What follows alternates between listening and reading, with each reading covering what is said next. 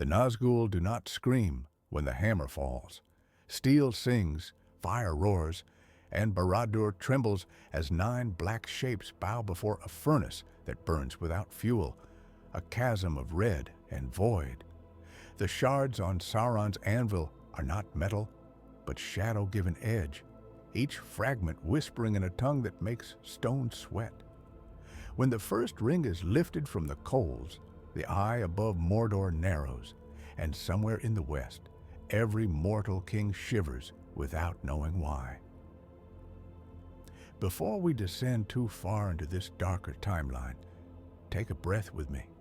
If you enjoy these deep dives into Middle-earth's broken paths, tap like, subscribe for more alternate legends, and tell me in the comments which realm of men you would stand for when the shadows lengthen, the hammer rises again, and the forge of Barad-dûr answers like thunder under stone.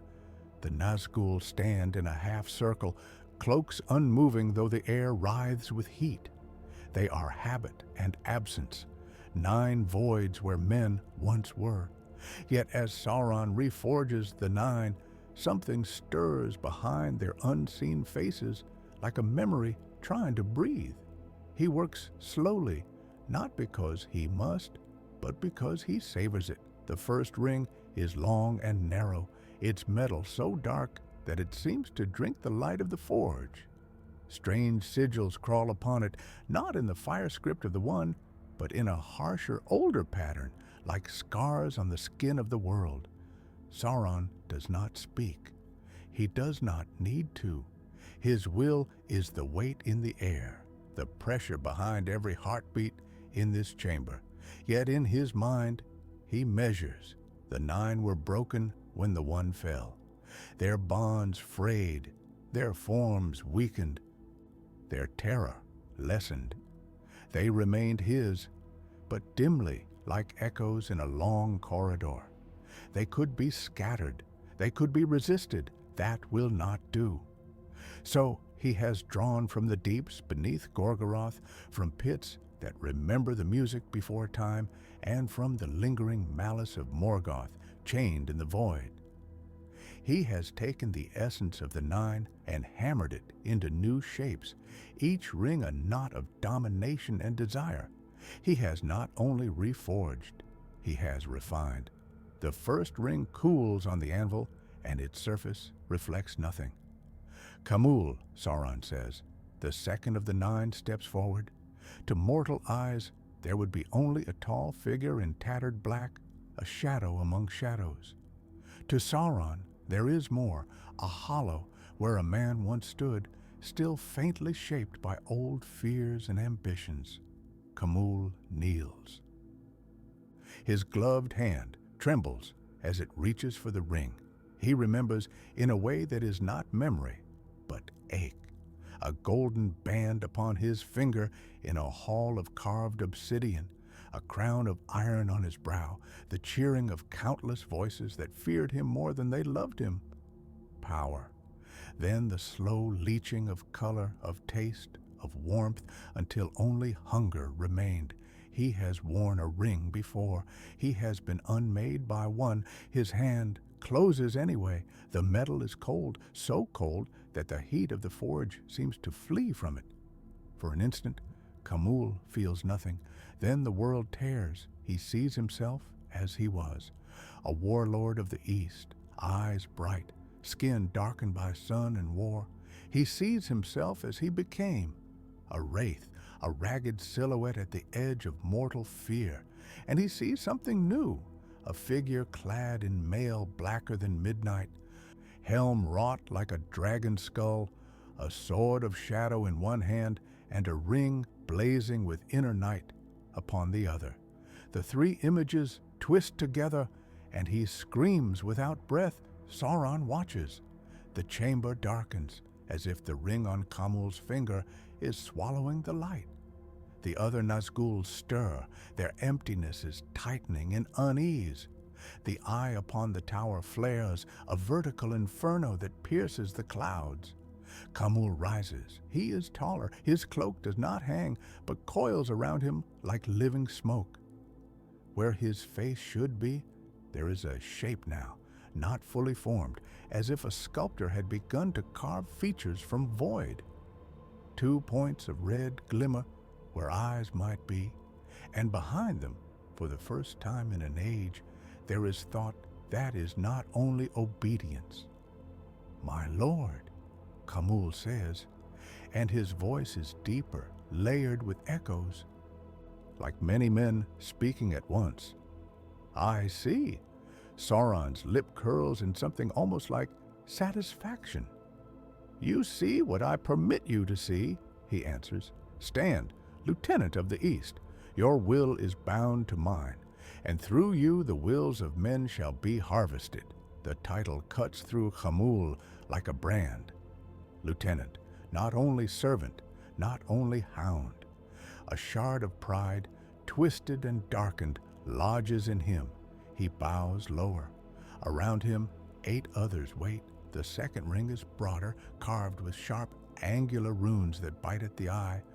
The third is slim and elegant, its darkness veined with a faint, cruel silver.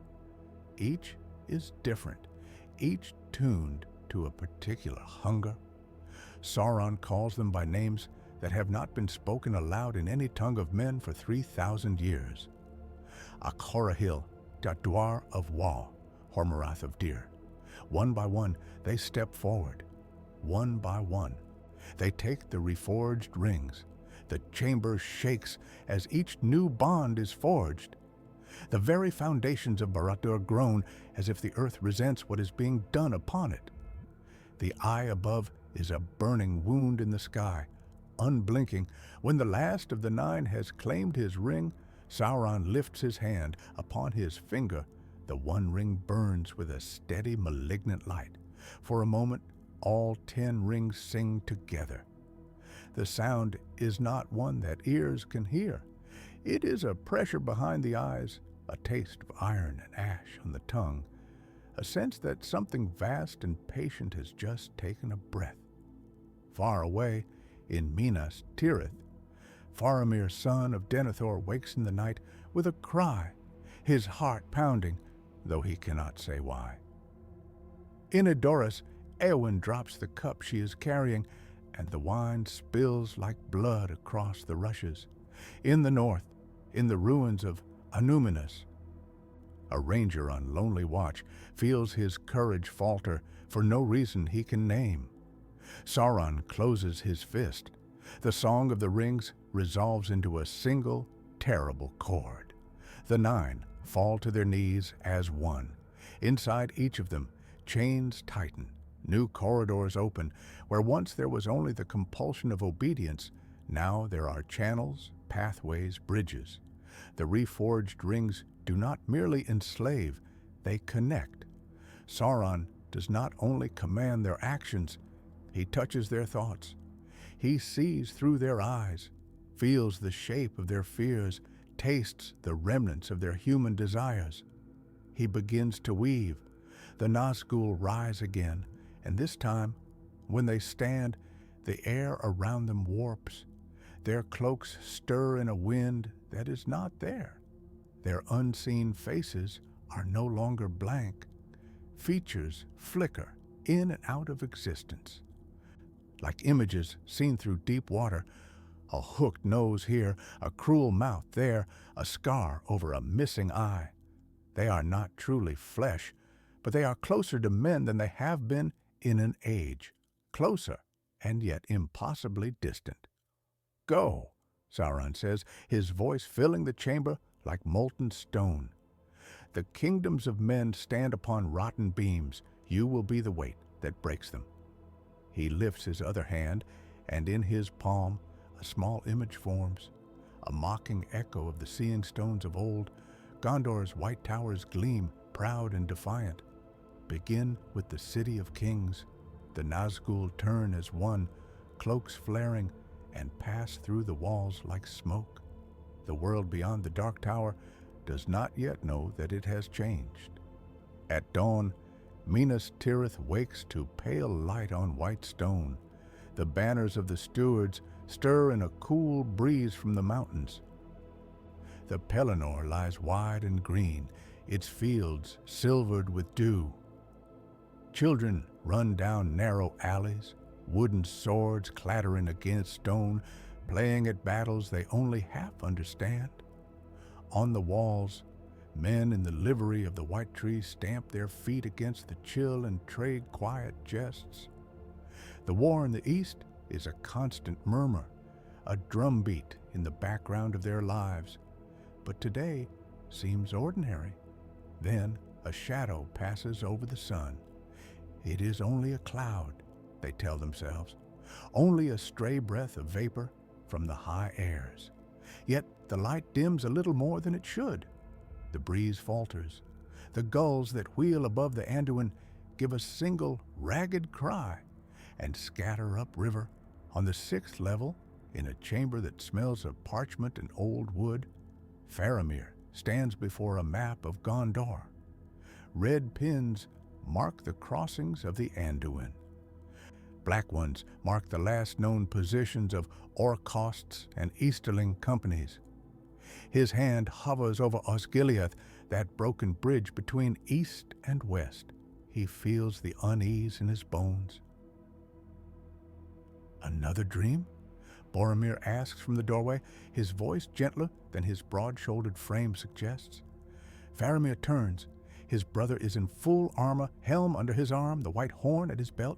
His face is drawn, the familiar lines of strain etched deeper. Yes, Faramir says, though dream is not the word. It was as if some great bell was struck, far off, and the sound came not to my ears, but to my heart. Boromir steps into the room, closing the door behind him. The muffled noise of the city fades. You think it is the enemy, he says. Faramir's gaze returns to the map. I think, he answers slowly, that something has changed. I do not know what. But the air feels thinner, as if there is less room to breathe. Boromir snorts. Though there is no real mirth in it, then we must make more room, he says, with sword and shield if we must. Faramir smiles faintly. That is always your answer, brother, and it has served us thus far, Boromir replies. He rests a hand on Faramir's shoulder. Denethor has summoned the captains. He will want you there. He has been more troubled than usual. Faramir nods, though his thoughts are still half in the night. With that formless pressure that had woken him, he does not yet know that in that moment, far above the Pelennor, 9 shapes are descending. They do not ride visible steeds. They are not yet the shrieking terrors that will later scour the skies. They are quieter now, their reforged forms still settling. Their new powers not yet fully unfurled.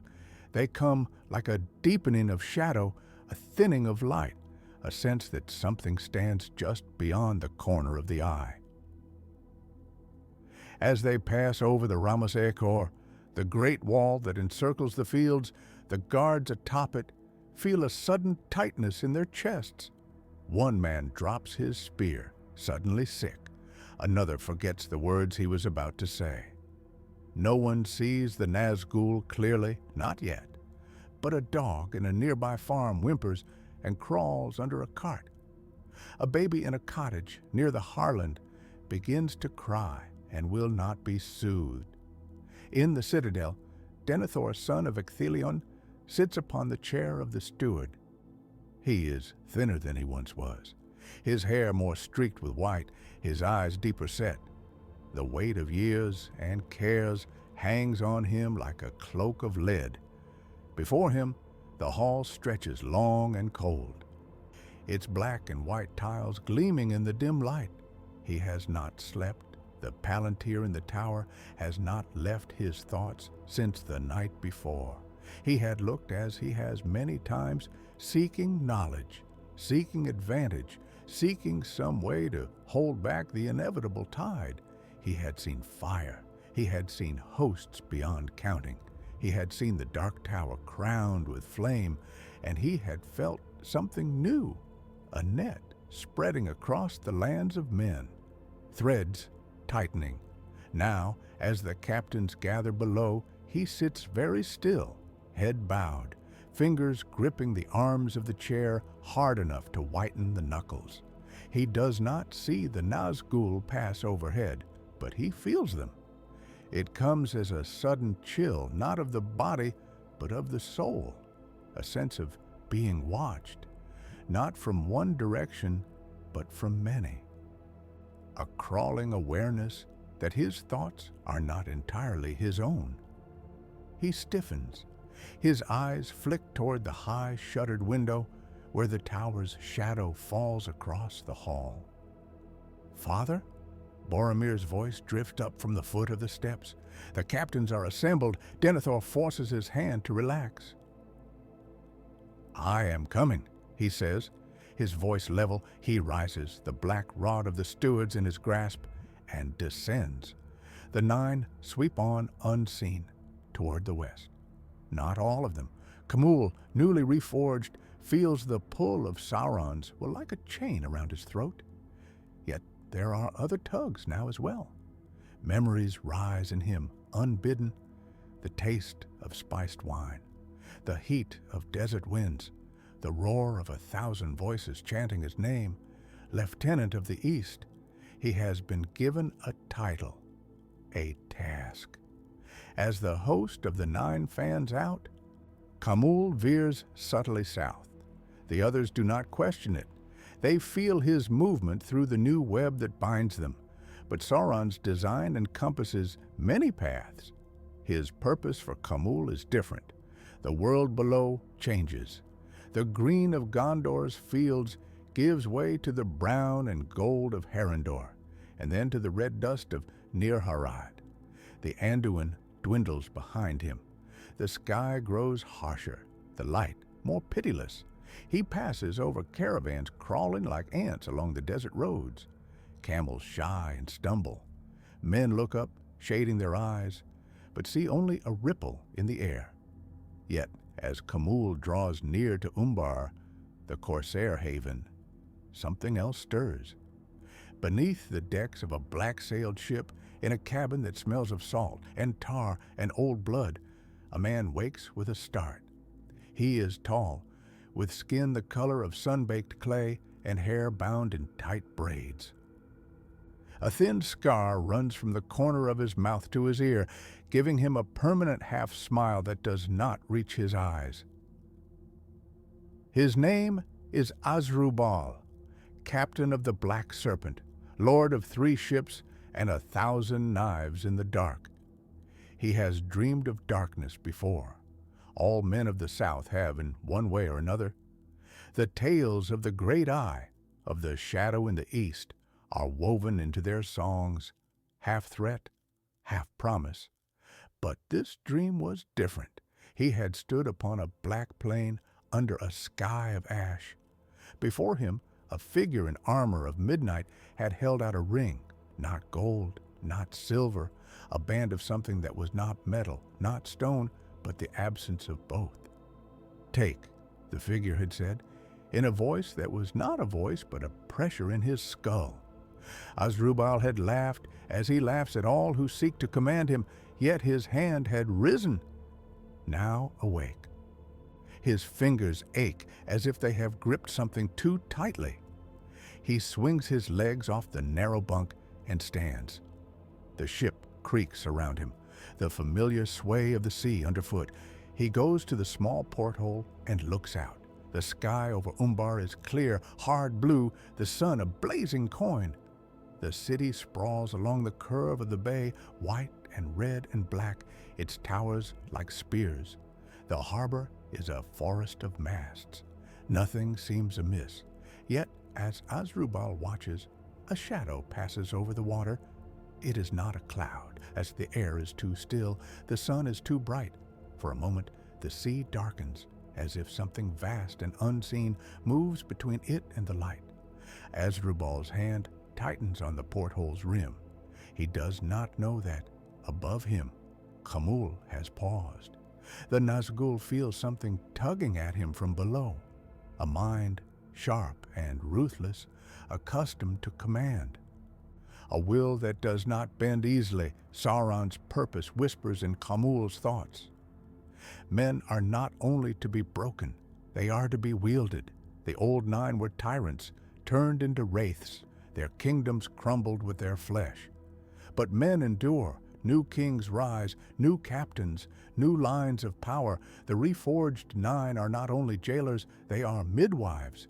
They will birth a new age of men, men bound not by chains of iron, but by rings of shadow. Khamûl descends. The air in Azrubal's cabin grows suddenly cold. His breath fogs in front of his face.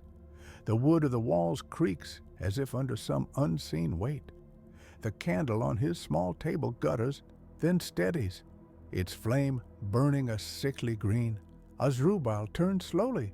The figure in the corner was not there before. It is tall, its cloak blacker than the deepest night, its presence a hole in the world. Its face is a blur, as if Azrubal's eyes cannot quite decide what they are seeing. He does not fall to his knees. He does not scream. He bares his teeth. "You enter my ship unbidden," he says, his voice steady. That is an unwise beginning. The figure's head tilts slightly. "You are Azrubal," Khamûl says, and the name rolls strangely in his mouth, a foreign flavor. You dream loudly. Azrubal's hand drifts toward the knife at his belt. "Dreams are for old women and boys," he answers. "I deal in steel and coin. Steel rusts," Khamûl replies. Coin melts. Dreams endure. He lifts his hand. On his finger, the reforged ring glimmers not with light, but with a kind of focused darkness, as if it is a hole through which some other night peers. Azrubal feels his throat tighten. He has faced storms that would snap lesser ships like twigs. He has boarded vessels twice his size and cut down their captains on their own decks. He has laughed in the face of Umbar's lords and walked away with their daughters. Yet this ring terrifies him, not because it threatens his life, because it threatens his self. "What do you want?" he asks, and his voice is no longer quite so steady. Khamûl steps forward. The cabin seems to stretch around him, the corners retreating, the ceiling rising, as if reality itself is making room. "A king," Khamûl says. "The east will have its lord, the south will have its serpent. Men will bow to men, and through them to him." Azrubal swallows. "I am no king," he says. "Not yet," Khamûl answers. He holds out his hand. In his palm, something forms. It is not fully there, as if it is being seen through thick glass. A ring, dark as Khamûl's own, but different. Its surface is smoother, its shape more sinuous, like a coiled snake. Azrubal feels his heart hammering. He knows in some deep animal part of him that to take this ring is to lose something he will never regain. His freedom, his soul, his laughter. Yet he also sees, in a flash that is not his own thought, ships without number bearing his sigil, cities burning at his command, men and women kneeling, their faces a mixture of terror and awe. He sees the white tower of Gondor, its top wreathed in smoke. "Why me?" he asks. Khamûl's blurred face seems to sharpen, just for a moment. A mouth like a knife's edge curls in something like a smile. "Because you will not ask for mercy," he says, "only for more." Azrubal's hand rises, almost of its own accord. His fingers close around the half-formed ring. It is colder than death. For a heartbeat, he feels nothing. Then the world explodes, the cabin vanishes, the sea, the ship, the harbor, all are gone. He is falling through a void that is not empty but crowded, full of whispers and screams and the rustle of countless wings. He sees a tower of black stone, taller than any mountain, its crown a single blazing eye. He sees a plain of ash where armies march like rivers of ants. He sees 9 figures standing around a forge. He sees himself in armor that gleams like oil, a crown of black iron upon his brow, a ring of shadow on his hand. He sees himself kneel as Rubal screams. On the deck above, sailors startle, dropping ropes and cursing. A gull crashes into the mast and falls dead to the planks. In the cabin, Khamûl watches. The half-formed ring on Azrubal's hand sinks into his flesh, vanishing from sight. For a moment, nothing happens. Then a faint, dark line appears around his finger like a bruise. Khamûl feels a new thread in the web. It is thin, fragile, but it is there. A connection between Azrubal's mind and his own, and beyond that, to Sauron. The Reforged 9 do not only dominate, they propagate. They are seeds. Azrubal collapses to his knees, gasping. Sweat pours down his face. His eyes are wide, staring at nothing. When he looks up, they are not entirely his anymore. "What are you?" he asks, the words dragged from him. Khamûl steps back, his form already fading. "I am your future," he says, "and your past. Forgotten." He vanishes. Azrubal is left alone in a cabin that seems suddenly too small, too bright, too full of air. He looks at his hand. The dark line around his finger pulses once like a heartbeat. Outside, the shadow over the water thins and is gone. In Minas Tirith, the captains gather in the tower hall. They stand in a half-circle before the steward's chair, grim men in mail and plate, faces hard with years of war. Boromir is among them, broad-shouldered, his hand resting on the hilt of his sword. Faramir stands a little apart, his gaze more inward. Denethor looks down upon them. "The enemy stirs," he says without preamble. His voice is cold, controlled. "I have seen it." A murmur runs through the captains. "He gathers hosts in the east," Denethor continues, "more than we have faced in an age. His ships grow in number upon the sea of Nurnen. His beasts multiply. His forges burn day and night. He does not speak of the other thing he has felt, the net, the threads. He will strike soon," Denethor says, "and he will not strike only at our gates. He will strike at the hearts of men." Faramir's head lifts slightly. "What do you mean, my lord?" he asks. Denethor's gaze flicks to him, and for a moment, something like fear passes behind his eyes. "He has always sought to break us from without," the steward says slowly. "Now I think he will seek to break us from within, through doubt, through despair, through those who would take his gifts." Boromir snorts, his jaw tightening. "Then we must show men that his gifts are poison," he says. "We must be stronger, more steadfast." Denethor's mouth twists. "Strength does not fill empty granaries," he says. "Steadfastness does not conjure new soldiers from the air. Gondor is not what it was. Our allies are few. Rohan is beset in the north. The North Kingdom is a memory. The elves fade. The dwarves hide in their halls." He leans forward, his voice sharpening. "We stand alone, and he knows it." The words hang in the air like a sentence. Faramir feels that chill again, that sense of being watched. He thinks of the dream that woke him, of the bell without sound. He thinks, too, of the old tales, of the rings of power. "Father," he says quietly, "do you believe that the 9 still serve him?" Denethor's fingers tighten on the black rod.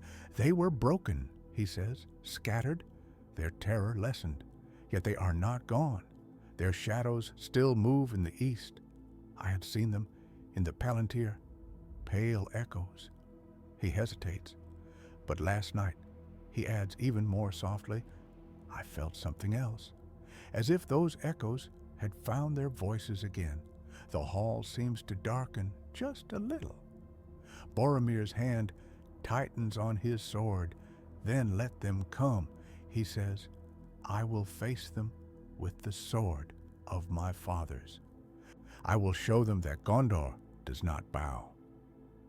Denethor's gaze lingers on his eldest son, full of pride and something like sorrow. You may have your chance, he says. Far to the north, in Imladris, Elrond half-elven stands upon a balcony, looking east. The Bruinen runs below, its waters clear and cold, singing over stone. The air is sweet with pine and the faint scent of autumn leaves. The last homely house is quiet, its halls filled with the soft murmur of elven song. Yet Elrond's face is grave. He has felt it too. The Forgin. The Nine were once his enemies. He remembers when they were men, proud and foolish, taking the rings that Sauron offered. He remembers their slow fading, their kingdoms crumbling. He remembers their shadows on the borders of Arnor, their voices like knives in the minds of men. He remembers their fear of him, of the power of Vilya, the ring of air upon his hand. Now that fear feels less certain. He can no longer feel the Nazgûl as clearly as he once did. Their forms have shifted. Their bonds have changed. The song of the world has a new discord in it. Elrond closes his eyes. He sees in memory the council that will soon be called, the ring-bearer, the fellowship, the long road to Mordor. He sees in possibility other paths, other choices. In this timeline, one thing is different. Sauron has reforged the Nine. The consequences have not yet ripened, but they are coming. Already, in the east, men begin to dream of crowns. In a smoky hall in Rhûn, a chieftain named Uldor wakes with the taste of ash in his mouth and the memory of a ring on his finger. In a palace in Khand, a queen named Narath stands before a mirror of polished obsidian and sees, just for a moment, a shadowy band encircling her hand, and behind her, a figure in black armor. In the caves beneath Barad-dûr, Sauron watches. He does not need the Palantiri.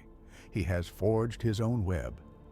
Through the reforged Nine, he reaches into the dreams of men. He whispers to their pride, their fear, their hunger for legacy. He does not need to send emissaries with gifts.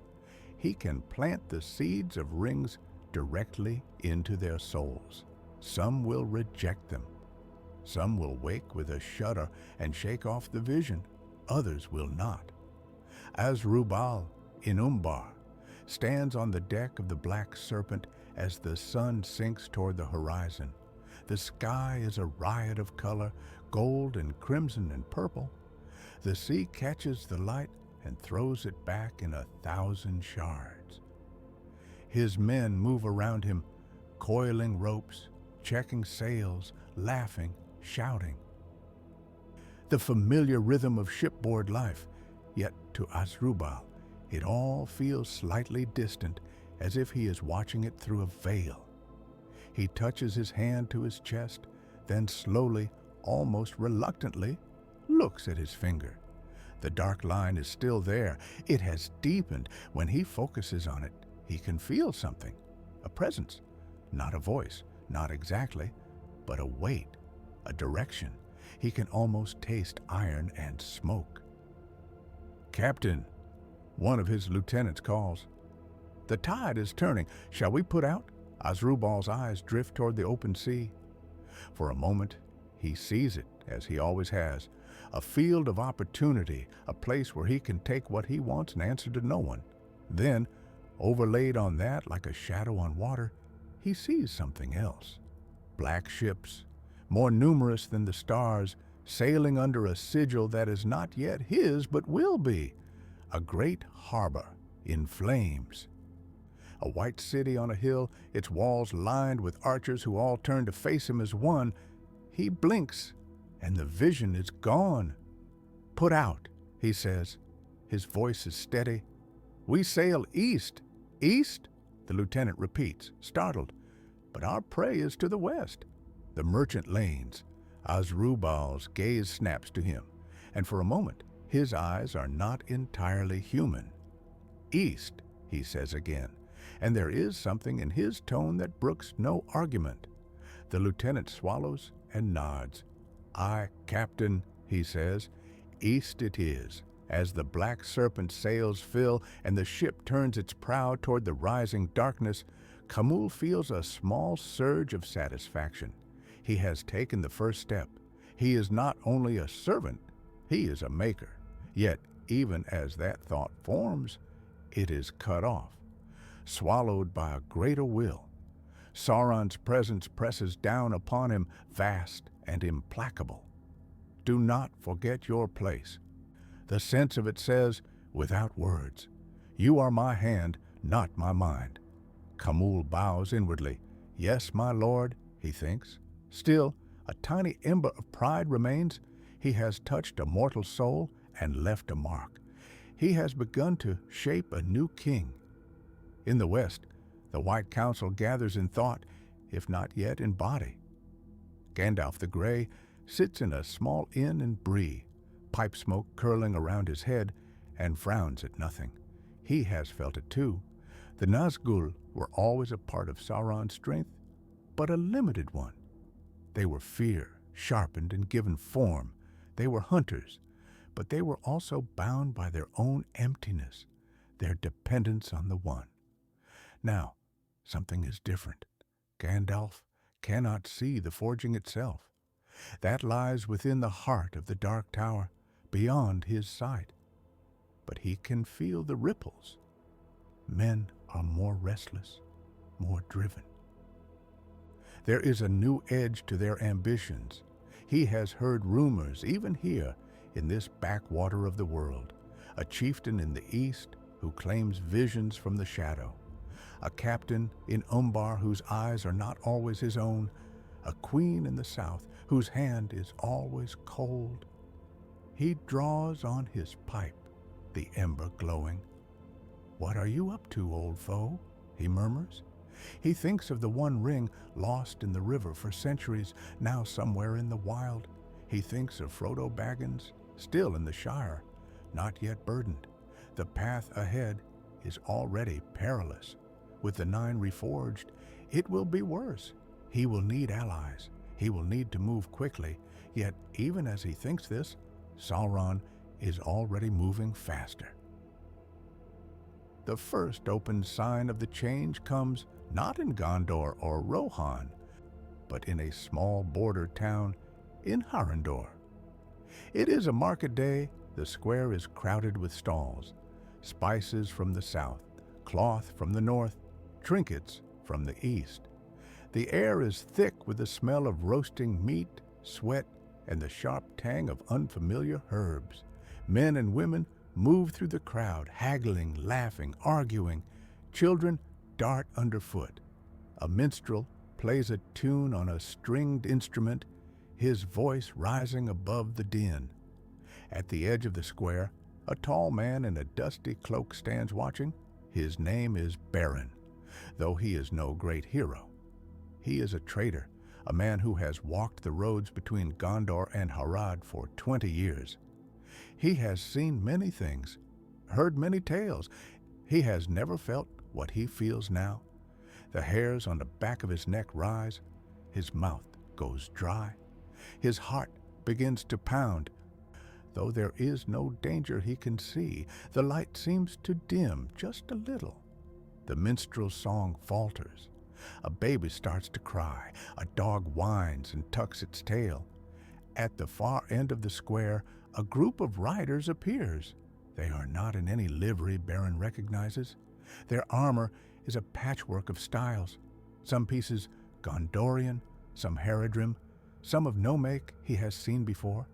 Their cloaks are dark, their faces shadowed by their hoods. At their head rides a figure taller than the rest. He wears no helm, but his face is indistinct, as if Beren's eyes cannot quite fix on it. His horse's hooves make no sound on the packed earth. The crowd's noise fades. People step aside without quite knowing why, creating a path The riders advance, their formation precise. Beren feels his knees weaken. He has heard tales of the Black Riders, of the Nazgûl. But those tales spoke of wraiths in black cloaks on black horses, of shrieks that tore at the soul, of terror that drove men to madness. These riders are not quite that. They are more solid, more present. As the leader passes, Beren catches a glimpse of his hand on the reins. A ring glimmers there, dark and hungry. Beren's breath catches. The rider's head turns just slightly. For a heartbeat, their gazes meet. Beren sees eyes like coals in a dead fire. He sees behind them a vast darkness. He sees himself kneeling. "No," he whispers, though no one has asked him anything. The rider smiles. It is a small thing, almost imperceptible, but it is there. He rides on. The square slowly exhales. People blink, shake themselves, resume their business. The minstrel starts to play again, though his hands tremble. Beren stands frozen. He knows in his bones that he has just seen one of the nine. Yet the terror he feels is different from the tales. It is not only fear of death, it is fear of being absorbed, of being made part of something larger, something that will use him and erase him.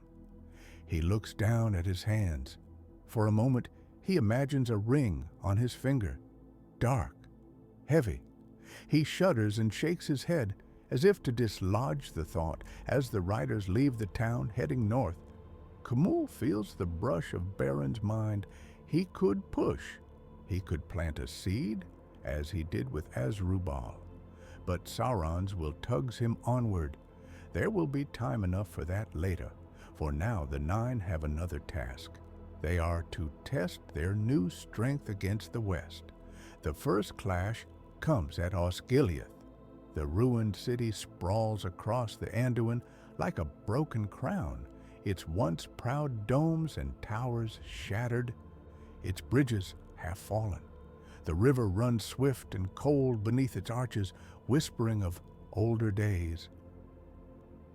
On the western bank, Gondor holds a tenuous line.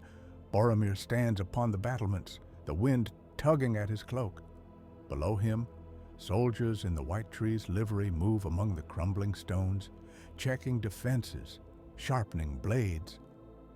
Across the river, the east bank lies in shadow. Orcs skulk among the ruins, their crude banners fluttering. Fires burn in the shells of old houses. The air smells of smoke and rot. Boromir's jaw is set. He has held Osgiliath before. He has bled for it. He has driven back the enemy's forces with sheer will and steel. He will do so again. Faramir stands beside him, quieter, his eyes scanning the far bank. "There is movement," he says softly. Boromir squints. He sees it too now. The orcs are shifting, forming ranks. Behind them, darker shapes move, too ordered, too disciplined, men Easterlings perhaps. Or Southron's. Boromir's hand tightens on the hilt of his sword. "Sound the alarm," he says. The horn blows, echoing between the ruined towers. Men rush to their positions. Bows are strung, spears are lifted. The tension in the air is like a drawn bowstring. Then the world darkens. It is not a cloud. The sky is clear. The light seems to drain away, leaving everything flat, colorless. The air grows heavy, hard to breathe. A sound rises, low and distant. It is not the shriek of the old tales. It is deeper, more resonant, like a great horn blown beneath the earth. Boromir's heart stutters. On the far bank, 9 figures appear. They ride no horses. They move as if they are gliding, their cloaks billowing behind them like smoke. Their forms are more solid than the Nazgûl of old, their outlines sharper. Their hands grip swords that seem to drink the light.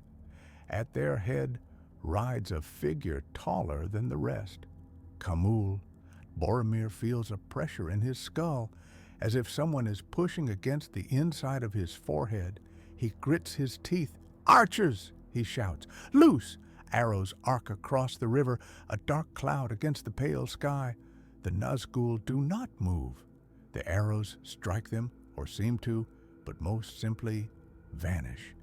A few clatter to the stone at their feet, their heads twisted, their shafts splintered. Khamûl lifts his hand. On his finger, the reforged ring gleams with inner night. He does not speak aloud. He does not need to. He reaches. On the wall, a young soldier named Turgil feels something seize his mind. He has known fear before. He has stood in battle, sword in hand, heart pounding. He has faced orcs, snarling and stinking of blood. This is different. It is as if a hand of ice has closed around his thoughts, squeezing. Images flood his mind. His mother weeping as he left for the war. His younger sister playing with a wooden doll. The White Tower, its windows dark, then those images twist. He sees his mother's face contorted with hatred, his sister's eyes empty, the White Tower burning. A voice, deep and many-layered, speaks inside his head. "You cannot win," it says. "Your lords have failed you. Your city will fall. Why die for them?" Turgil's sword slips from his fingers. He staggers back from the wall, gasping. Around him, other men falter. Some drop their weapons. Some sink to their knees. One begins to laugh, a high, hysterical sound. Khamûl feels their fear through the web. He does not need to come close. He can reach across the river, across stone and air, and touch their minds. This is the new power of the Reforged Nine. They are not only fear in the flesh, they are fear in thought. Yet not all minds bend so easily. Boromir feels the pressure too. For a moment, he sees himself lying dead on the field, his horn broken. He sees his father's face, twisted with disappointment. He sees the white tree, leafless and dead. The voice whispers, "You are alone. You cannot hold this city. Retreat. Save yourself." Boromir snarls, "I am Boromir, son of Denethor." He growls through clenched teeth, "I do not flee."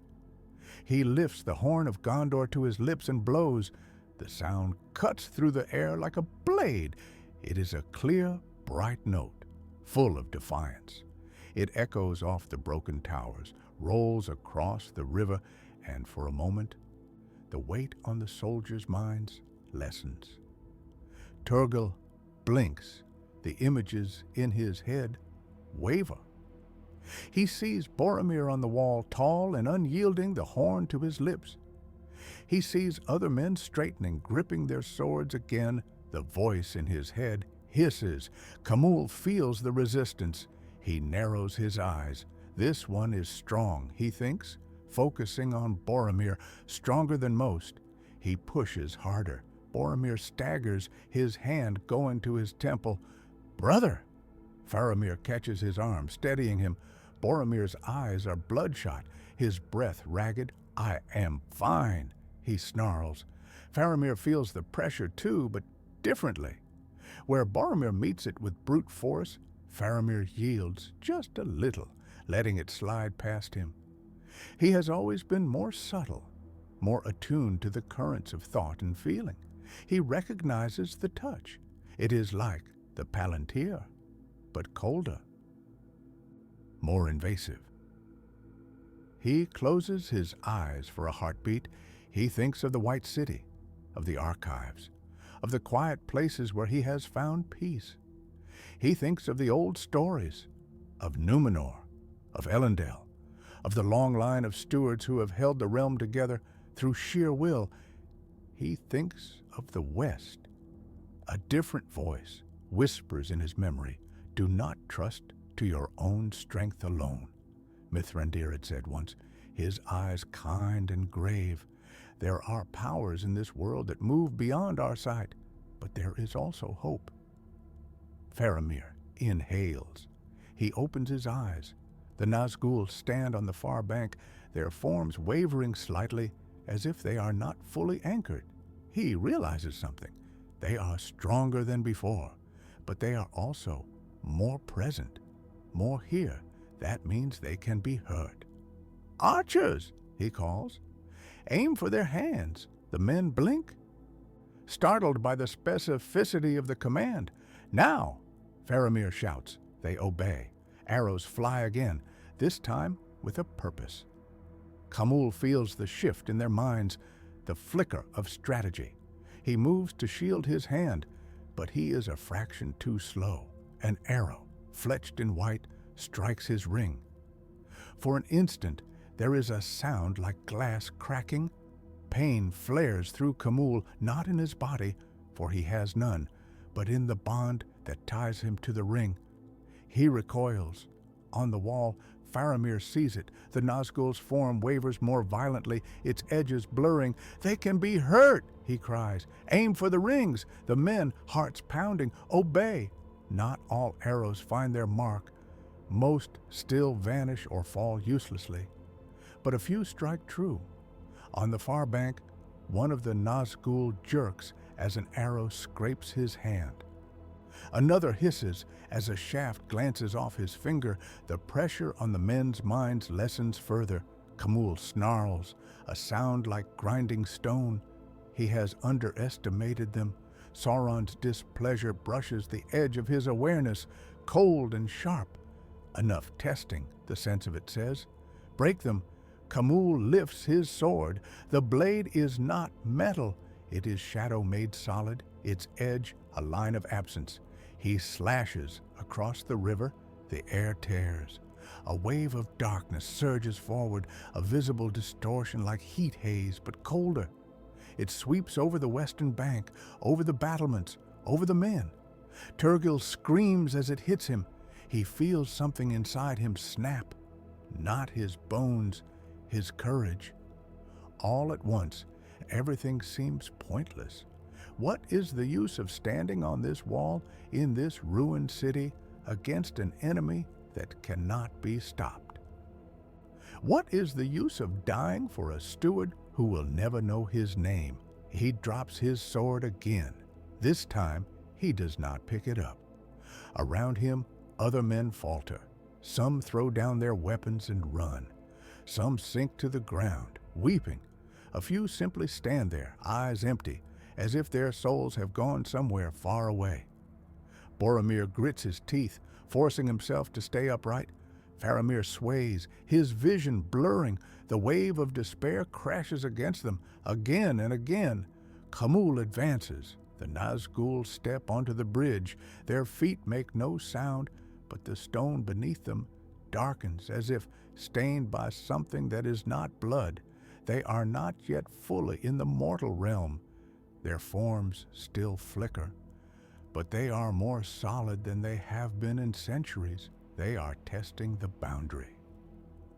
On the wall, a horn sounds, not Boromir's this time, from the south. From the direction of the Harland, another note rises. Clear, strong, familiar. Boromir's head jerks up. That is Imrahil's horn, he gasps. Indeed, across the fields, a column of horsemen is approaching. Their banners flutter in the wind, silver swans on blue. The Prince of Dol Amroth rides at their head, his armor gleaming. The sight is like a splash of cold water. Men on the wall straighten. Hope is a stubborn thing. It can be smothered, but it does not die easily. Khamûl feels it like a flicker of light at the edge of his vision. He snarls again. He could push harder. He could pour more of his will into crushing these men. But there is a risk. The more present he becomes, the more he is bound to this place, this moment. The more vulnerable he is. He hesitates. Sauron's will presses. Withdraw, it says. Observe. Learn. Khamûl grinds his teeth. He hates retreat, yet he obeys. The Nazgûl step back. Their forms blur, thinning. The pressure on the men's minds eases. Boromir gasps, his knees buckling. Faramir catches him again. "Are you well?" he asks, his own voice hoarse. Boromir nods, though sweat beads his forehead. They were stronger, he says. Different. Faramir's gaze tracks the retreating shadows. Yes, he murmurs, and they were not alone. Boromir frowns. What do you mean? He asks. Faramir does not answer immediately. He is thinking of the way the despair felt. Not just like fear, but like a network, a web. He has read of the rings of power. He knows that the Nine were once men, kings, and sorcerers, bound to Sauron through their rings. If those rings have been reforged, he looks at his own hand. For a moment, he imagines a dark band encircling his finger. He shudders. We must speak to Mithrandir, he says. Boromir grimaces. If we can find him, he says, he wanders where he will. Faramir's jaw sets. Then we must make sure he wanders here, he replies. In the shadows of Barad-dûr, Sauron broods. The experiment at Osgiliath has given him much. The Reforged Nine can project their will more powerfully than before. They can reach into the minds of men across distance, sowing despair, bending wills. Yet they are also more tied to the world. An arrow can scrape a ring. A horn can push back their influence. He will need to adjust. He turns his attention elsewhere. Through Camul's bond, he feels Azrubal's ship cutting through the waves. Through another of the Nine, he senses Uldor in the east, gathering his warriors. Through a third, he touches Narath in Khand, whispering to her in dreams. He is no longer limited to 9 servants. He can make more. Not full wraiths, not yet. That takes time and the full power of the Nine's rings, but he can create lesser bonds, protorins, echoes. He can spread his influence through men like a sickness. Already, small dark lines are appearing on fingers across the east and south. A merchant in Far Harad, who cheats his partners and sleeps poorly, wakes one morning with a bruise around his finger and a sudden, inexplicable longing for a ring. A minor lord in Ithilien, resentful of Gondor's taxes, begins to dream of a band of shadow that would make his neighbors bow. A captain of the guard in Minas Tirith, weary and embittered, finds himself staring at his bare hand, imagining how a ring might feel. Sauron smiles. A terrible curve of will. He has always known that men are the most fertile ground. They are short-lived, yes, and fickle, but they are also ambitious. They crave meaning. They fear death. Offer them a way to matter, to endure, to rule, and they will take it. The elves will not. The dwarves might, but their hearts are harder to reach. Men are soft clay. He will shape them. In Imladris, Elrond calls a council. Representatives from many peoples gather, elves, dwarves, men, and a hobbit who looks very small among them. The tale of the ring is told. The need to destroy it in the fires of Mount Doom is laid bare. Yet there is a new urgency now. The Nazgûl have grown in strength, Elrond says, his voice grave. They are not as they were. They can touch the minds of men more deeply.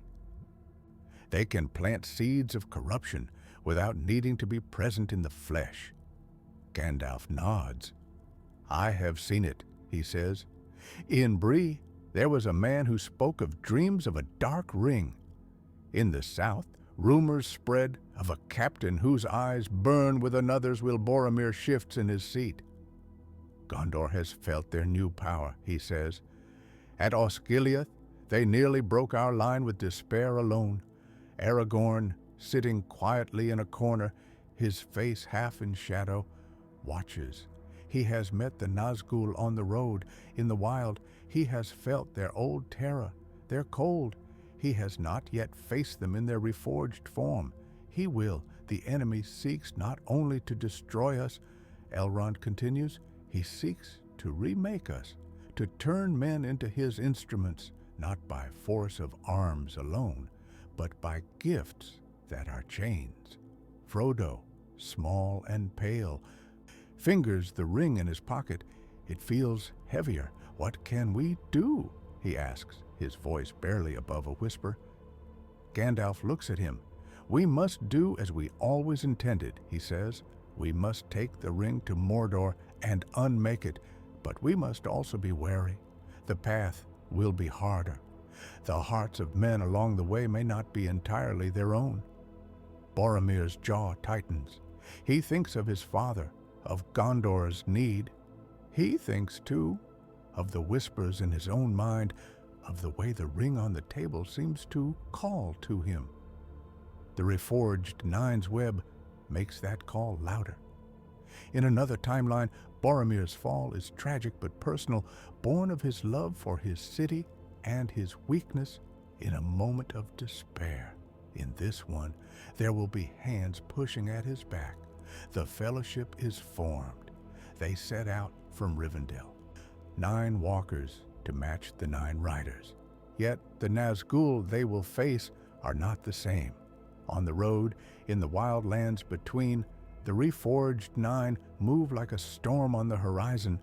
They do not ride openly at first, they whisper. In the hearts of men in Bree, in the prancing pony, small dark lines appear on fingers. A barkeep who has always dreamed of owning more land finds himself staring east. In Rohan, Grima Wormtongue, already under Saruman's influence, begins to dream of a ring that would make kings listen. Saruman himself, in Orthanc, feels the change.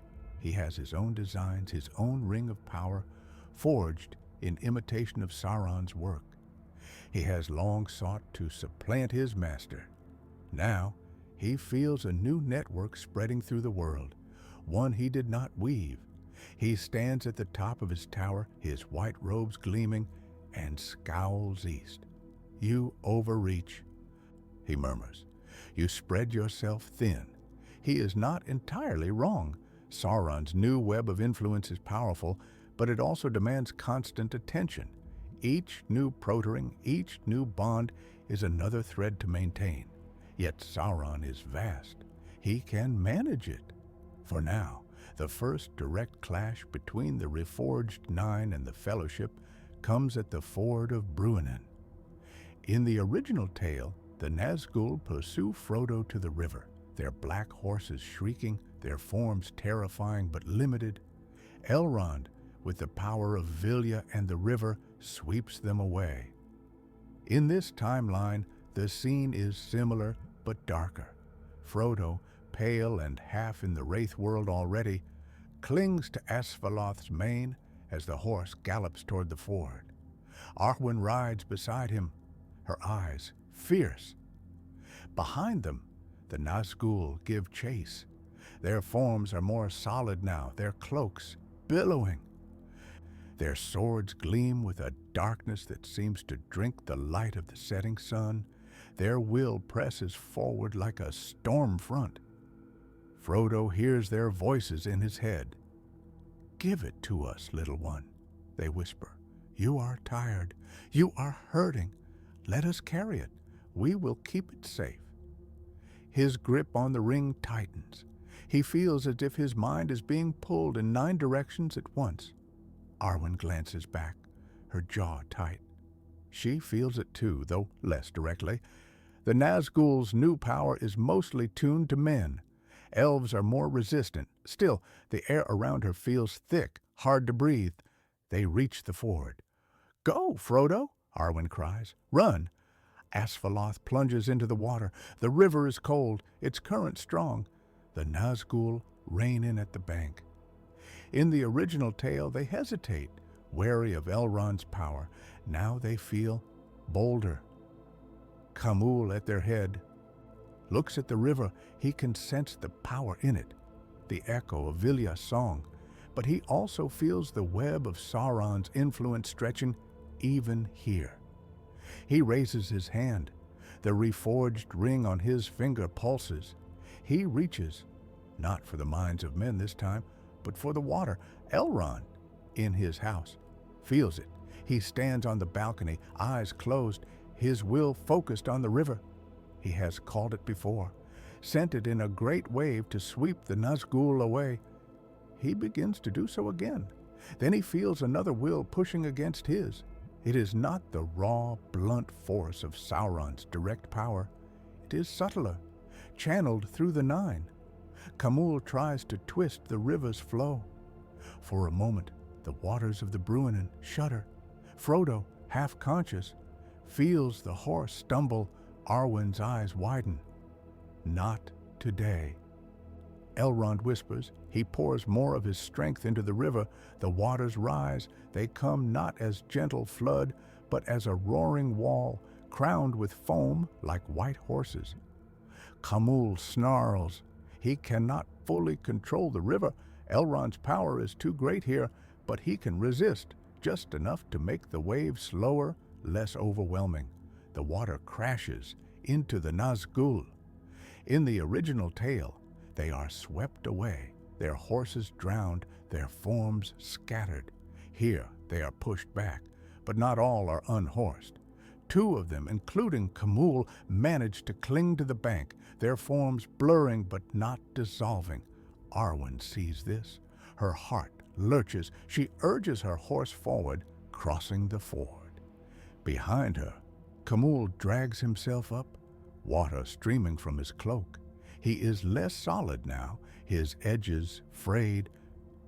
But he is still there. He lifts his sword. He cannot cross the river fully.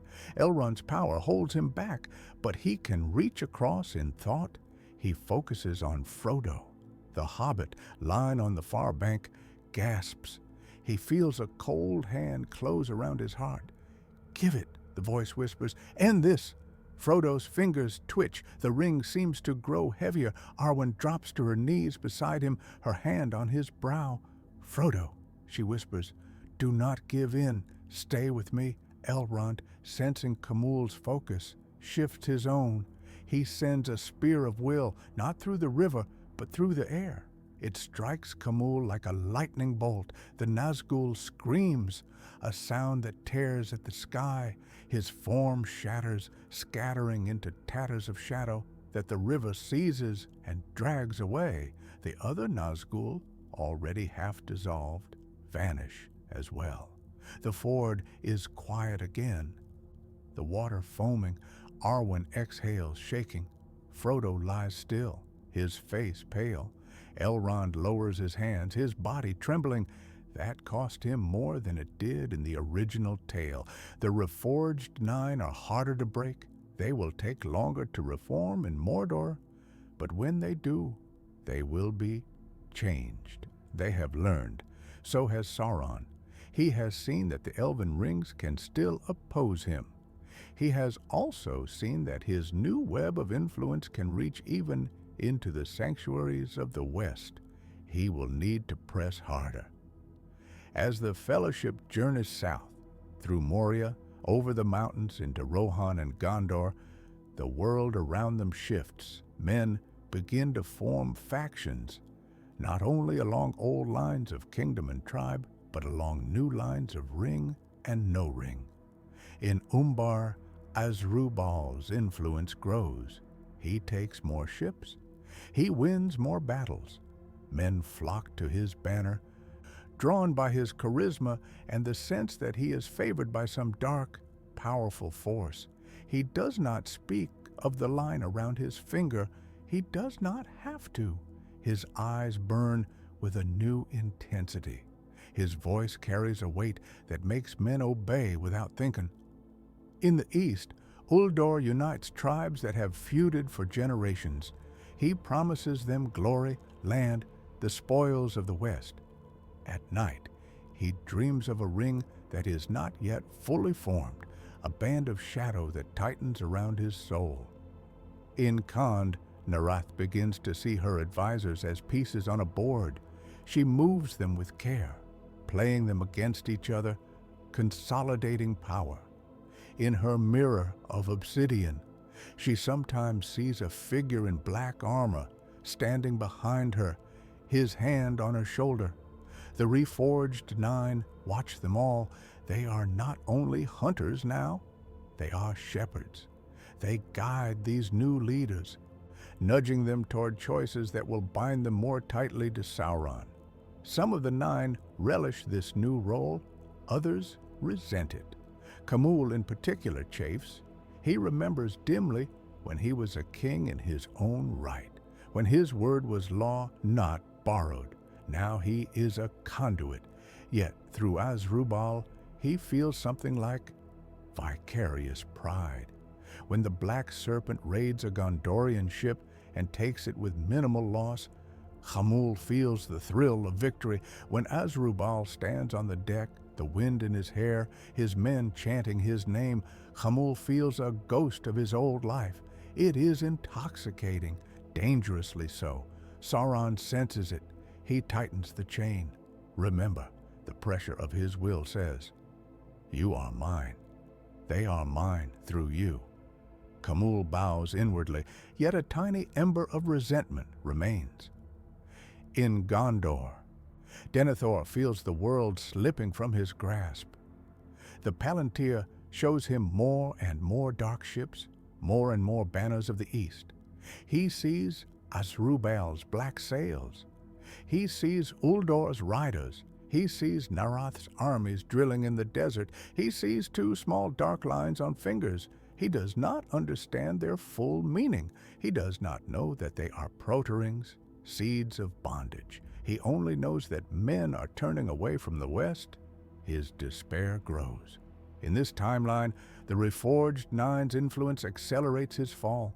The whispers in his mind, already amplified by Sauron's manipulation of the Palantir, are now joined by subtler nudges.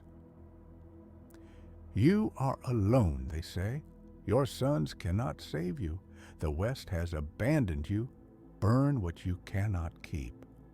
When Boromir falls at Amon Hen, trying to take the ring from Frodo, the tragedy is sharper. The ring's call is louder, its promise more insistent, because the web of the nine amplifies it. Boromir's last stand against the orcs is no less valiant. He dies with arrows in his chest, defending Merry and Pippin, yet in his final moments, as he gasps and clutches Aragorn's hand, he whispers something different. "I heard them," he says, blood on his lips. Not only the ring, voices, men's voices, promises, crowns. I almost believe them. Aragorn's heart twists. He understands. The enemy is not only outside their walls, he is inside their hearts. As the War of the Ring moves toward its climax, the Reforged Nine play a new role. At Minas Tirith, during the siege, they do not only fly overhead, shrieking, they stand among the ranks of the enemy, their presence a constant weight on the minds of the defenders. When the great battering ram Grond smashes against the gate, Khamûl stands behind it, his hand on the wood. He pours despair through it, into the very stones of the gate. On the walls, men feel their arms grow heavy. Some drop their spears. Some weep. Some look down at their hands and imagine dark rings. Yet there are still those who resist.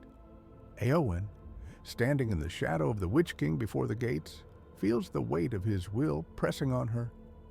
In the original tale, he cannot see her clearly because of the prophecy, "No living man shall hinder me." In this timeline, his vision is sharper.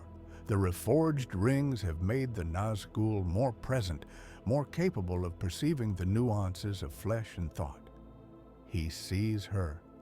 He sees a woman disguised as a man, her hair hidden, her face hard. He feels her fear. He feels her love for her uncle, her despair at being caged. He reaches for her mind. "You are nothing," he whispers, "a shield maiden playing at war. Go back to your cage. Let the lords of men decide the fate of the world." Elwyn's hand trembles on her sword. For a moment, she sees herself as he wants her to, small, powerless, foolish. Then she thinks of the long years in Meduseld, of watching men ride to war while she poured wine. She thinks of Theoden, bent and broken under Saruman's spell. She thinks of her brother, exiled. She thinks of the darkness on the horizon. Her fear hardens into something else. Rage, I am no man, she says, her voice shaking but clear. She tears off her helm, her hair spilling free. The Witch King rears back. The reforged ring on his finger flares. He pushes harder. Trying to crush her will, Éowyn screams a sound of defiance and pain. Mary, small and overlooked, stabs from behind. The Witch King falls, even reforged, even strengthened. The Nazgûl are not invincible. Prophecy still has power. Courage still has teeth. Yet, when his form shatters, the pieces do not vanish entirely. They flow back toward Mordor, along the web of the rings. Sauron catches them. He cannot fully restore the Witch King in time for the final battle. Too much of his essence has been scattered, but he can salvage something. He weaves fragments of the Witch King's will into other bonds. Asdrubal begins to dream of a crown of iron with a broken point.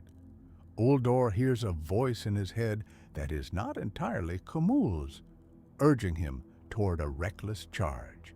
The Reforged Nine are not only kings of men turned wraiths, they are becoming something more diffuse. A network of power, a hive of malice. At the Black Gate, when Aragorn stands before Sauron's armies with a ragged host at his back, the air is thick with unseen threads.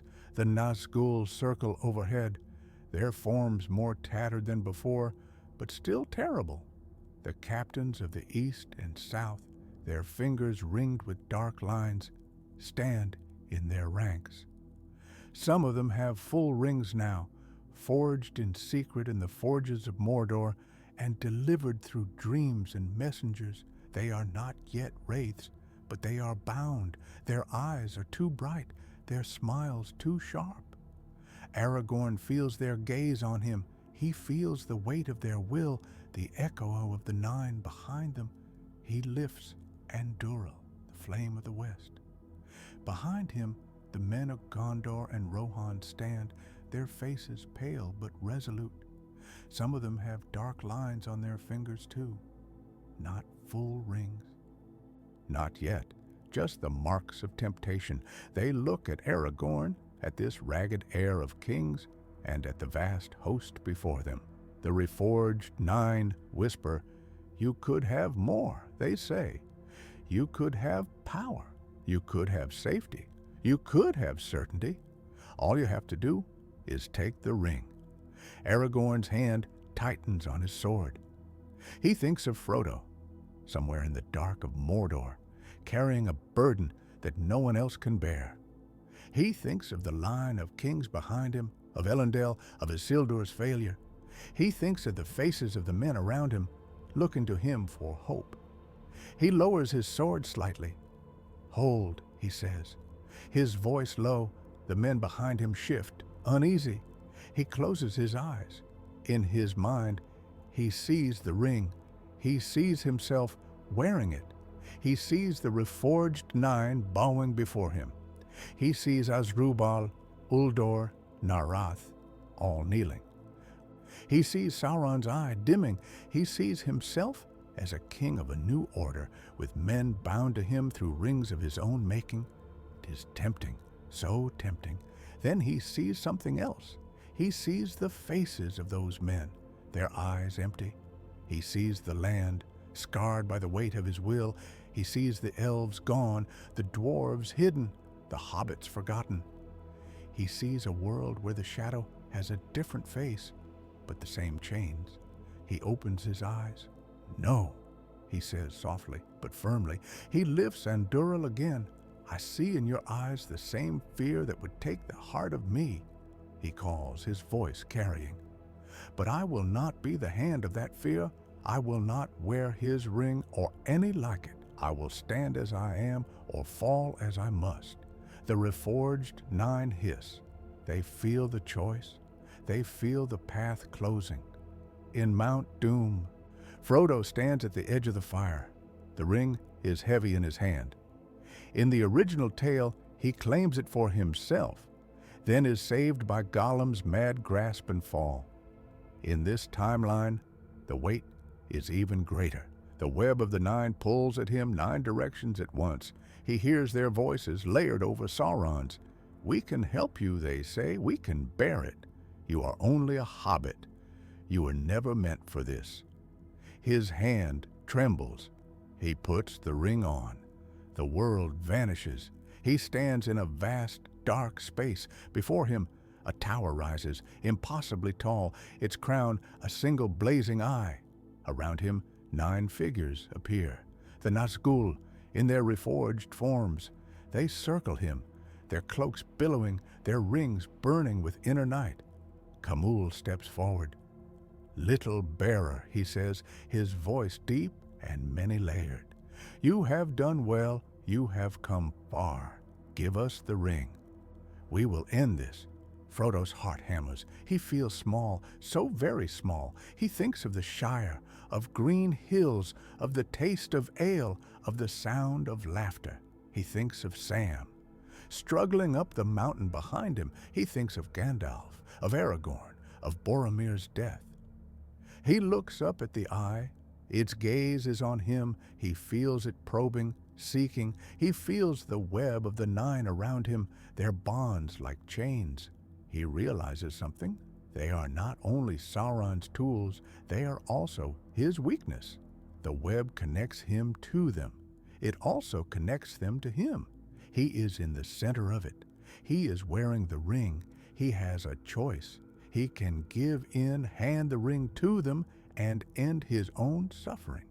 Or he can use what little strength he has left to pull. He closes his eyes.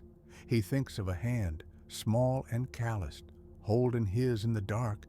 He thinks of Sam. "I will not give it to you," he whispers. He reaches, not outward, but inward. He finds the threads. They are cold, slick, writhing. He grabs them. He pulls. The Nazgûl scream. They feel a force they did not expect. They are used to being the ones who pull. Now, something tugs at them. Sauron feels it too. He focuses his will, trying to crush Frodo. The mountain shakes. Sam, scrambling up the last slope, falls to his knees. "Mr. Frodo!"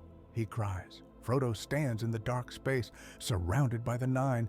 He is so small, yet he has something they do not. He has carried the ring not for power, but for others. He has borne it out of love. He pulls again. The web shudders. The reforged rings on the Nazgûl's fingers crack. Tiny lines appear on their surfaces like fractures in glass. Sauron roars. He pours his will down the threads, trying to burn Frodo out. Frodo screams. In the physical world, on the edge of the fire, his body convulses. Sam reaches him, grabs him, holds him. "I am here," Sam sobs. "I am with you." The touch grounds Frodo. He pulls one last time. The reforged rings shatter. The sound is like 1,000 bells breaking at once. The Nazgûl's forms explode into tatters of shadow. The web collapses. In Barad-dûr, Sauron staggers. For a moment, the eye flickers. He is still bound to the One. He still has power, but he has lost his network. The men bound to the proto-rings feel something snap inside them. Asdrubal, on the deck of his flagship, gasps as the dark line around his finger vanishes. He stumbles, clutching his chest. For a moment, he feels empty. He remembers the visions, the promises. He remembers kneeling. He looks down at his hand. It is bare. He laughs, a harsh, disbelieving sound. Then he looks east. The black land is in turmoil. The dark tower trembles. Asdrubal feels a choice before him. He can sail away, vanish into the wide world, return to the life of a free pirate. Or he can turn his ships toward Mordor, toward the collapsing empire that once claimed him. He thinks of the men he has led into bondage. He thinks of the cities he has burned at another's will. His jaw tightens. "Turn the ships," he says. His lieutenants stare at him. "Captain?" one asks, bewildered. "Turn them," Asdrubal repeats. "We sail for the Black Land. There is plunder there, and debts to pay." In the east, Uldor feels the line around his fingers snap. He reels in the saddle. His riders look at him confused. He looks at the banners of Sauron's host, at the black sky over Mordor. He looks at his men, their faces lined with dust and fear. "We have followed a shadow," he says, his voice hoarse. No more. He turns his horse. Some of his riders follow, some do not. The world is breaking. In Khand, Narath stands before her mirror. The dark band on her hand vanishes. She stares at her reflection for the first time in months. Her eyes look entirely like her own. She sees the lines on her face, the weight of the crown on her brow. She sees the armies she has raised, the alliances she has made. She sees the shadow over the east. She lifts her chin.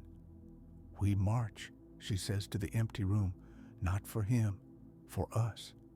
In Minas Tirith, Denethor feels the weight in his mind lessen.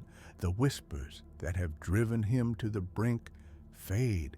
He stands before the pyre he has built for himself and Faramir, torch in hand. He hesitates.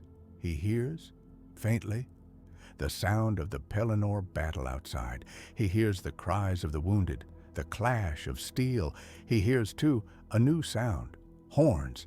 Not only the horns of Rohan, other horns, from the river, from the south. He lowers the torch. He looks at Faramir, pale and still. He looks at the Palantir, covered now, its influence dimmed. He thinks of his duty. He thinks of his despair. He drops the torch. It clatters on the stone, unlit. He sinks to his knees. "I have been a poor steward," he whispers, "but I will not be his last." He calls for the guards. "Take my son to the healers," he says. "I will go to the walls." He goes not to burn, but to fight. He dies there later, struck by an arrow as he rallies men on the second level. It is a different death, less mad, more bitter, more human. In Mount Doom, Gollum still comes. He still bites Frodo's finger, still takes the ring. He still dances, mad with triumph. He still falls. The ring still plunges into the fire. The mountain still erupts. Barad-dûr still crumbles. The eye still goes out. Yet the fall of Sauron is different. He does not simply vanish in a scream of disembodied malice. He has spread himself too thin. The collapse of the web through Frodo's pull has already shattered much of his power. When the ring melts, the core of his being is unmade. The men bound to him through rings and proto-rings are freed, but they are not unmarked. Asdrubal, standing on the deck of his ship as Mount Doom erupts, feels a hollow ache where the bond once was. He watches the sky over Mordor, red and black, the ash plume rising. He feels no triumph, only a strange, raw grief. He has lost something that enslaved him. He has also lost the certainty it gave him. He looks at his men. They look back, unsure. "What now, Captain?" one asks. Asdrubal looks west. He thinks of Gondor, of the white city he has raided. He thinks of the men he has killed. He thinks of the choice before him. He could continue as before, a pirate, a raider, free but purposeless, or he could do something else. He does not know what that is yet. He only knows that the world has changed, and he must change with it. In Gondor, Aragorn is crowned. The white tree blooms. The city is filled with light and song, yet in the corners of streets, in the quiet of taverns, in the shadows of alleys, men still sometimes look at their hands and remember the dark lines that once circled their fingers. They remember the dreams of rings. Some feel relief, some feel loss. In the east and south, new kingdoms rise from the ruins of Sauron's empire. Uldor returns to his people, not as a conqueror for Mordor, but as a leader who has seen the cost of serving a distant, inhuman will. Narath forges alliances with Gondor, wary but real. Asdrubal sails north, his black sails now a symbol of something more complicated than simple terror. He anchors in the harbor of Dol Amroth one day, his ships causing a stir. Prince Imrahil meets him on the quay, hand on his sword. They look at each other, two men who have stood on opposite sides. Asdrubal raises his hands, empty. "I have debts," he says. "And I have news of the East." Imrahil studies him. He sees the lines of old arrogance, the scars of battle. He also sees the shadow of something that is no longer there. "Come ashore then," he says. "We will hear you." In Imladris, Elrond watches the world changing. The elves begin to depart, their time fading, yet he knows that the story of the Reforged Nine will echo long after they are gone.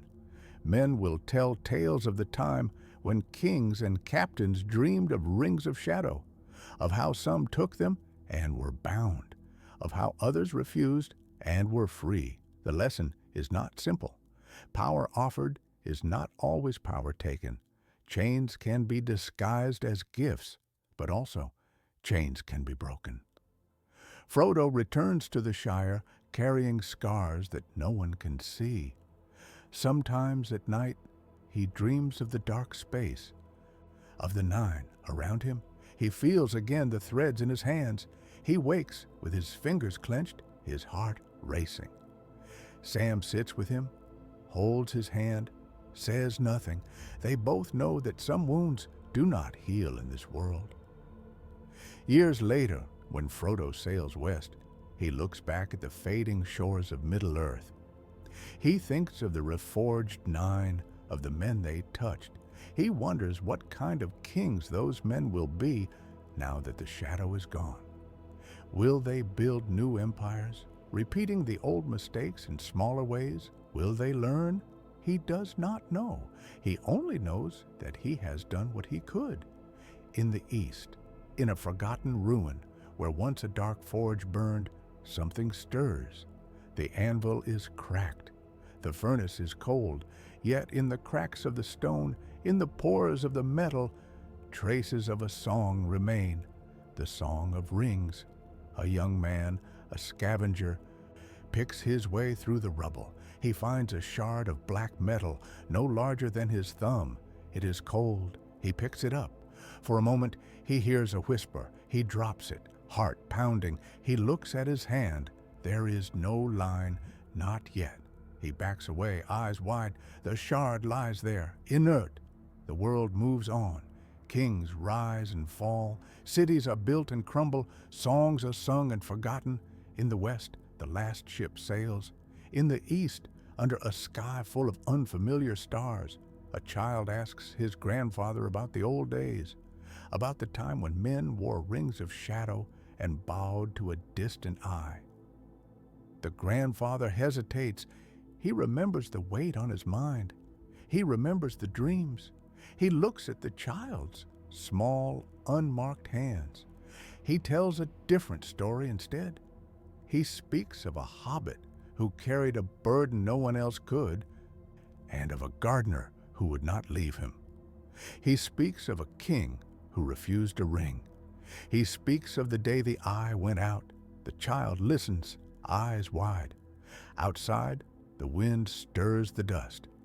Far away, in the dark of a ruined forge, the shard of black metal lies very still. It catches no light. It makes no sound. It waits.